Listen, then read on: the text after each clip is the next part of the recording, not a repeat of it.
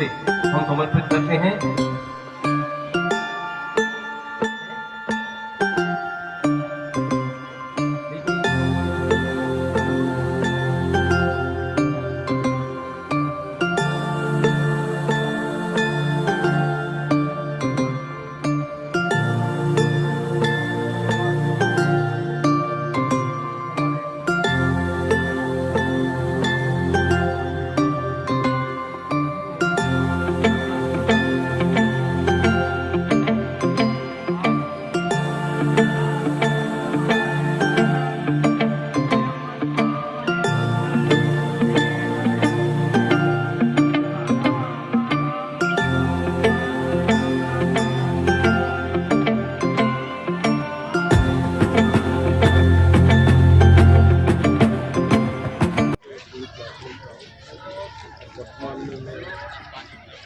Mission के सामने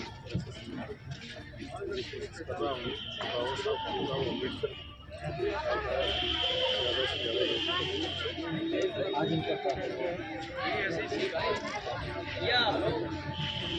आज पढ़ने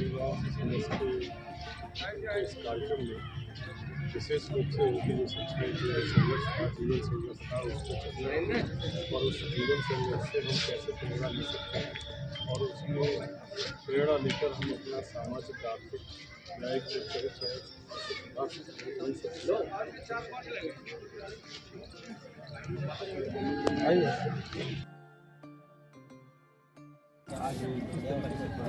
आज हम लोग संपूर्ण भारत में बाबा साहब डॉक्टर अम्बेडकर जी के 66वें परिनिर्वाण दिवस को चिंतन दिवस के रूप में मना रहे हैं।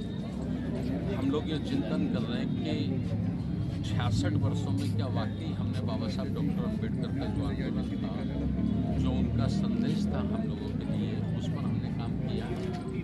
और यदि काम किया है तो क्या हमने भारत से जातिवाद को, भेदभाव को, ऊंच नीच को मिटा दिया है?